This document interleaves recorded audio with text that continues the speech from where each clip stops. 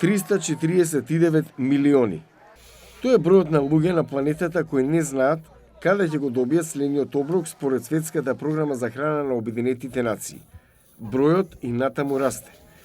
Агенцијата вели дека до крајот на оваа година ќе нахрани рекордни 150 милиони најранливи. Експертите велат дека комбинација на фактори предизвикува несигурност на храната. Пандемијата на COVID-19, конфликти, климатски шокови, вклучувајќи историски поплави и суши, цените на енергијата, но и руската инвазија на Украина од 24 февруари. But even before the war in Ukraine, Но дури и пред војната во Украина цените на храната беа на највисоко ниво во последните 10 години. Горивото беше на највисоко ниво во последните 7 години. Веќе зборувавме за инфлација. Така, кога се случи војната во Украина, таа зголеми се. Деломно затоа што Украина и Русија се снабдувачи на леп за десетици земји. Ukraine and Russia are important players. Украина и Русија се важни играчи во светското производство на пченица. Нивните пазарни удели се околу 4-8% и многу поголем удел во светскиот извоз. Значи, ако немате слободен проток на жито во Црното море, тогаш ќе имате големи проблеми надвор. Војната исто така ги зголеми цените на енергијата поради истраувањето од прекин во снабдувањето, како и санкциите за извоз на нафта и газ за Русија. Цените на ѓубривата се зголемени за 250% од 2019, според Организацијата на Обединетите нации.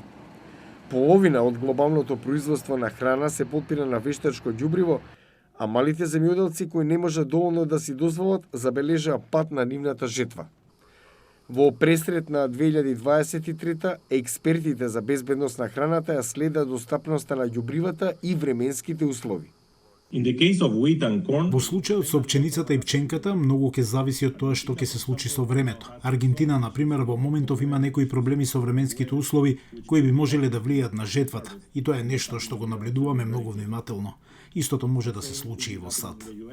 Непрекинатиот проток на жито и ѓубриво од Русија и Украина според договорот ќе остане критичен за глобалната безбедност на храната. Оризот е примарна основна храна за половина од планетата, а експертите внимателно го следат производството. Економистите велат дека силниот американски долар ги зголемува монетарните притисоци врз десетици посиромашни земји кои се зависни од увоз и имаат потреба од олеснување на долгот. Ако сте сиромашна земја, ако сте многу задолжени и ако ги увезувате вашата храна, гориво и вештачкото ѓубриво, вие сте во неволја. Во услови на пораст на несигурноста во храната, Обединетите нации неодамна го именуваа својот прв координатор за спречување и одговор на глата за да ја води оваа кампања.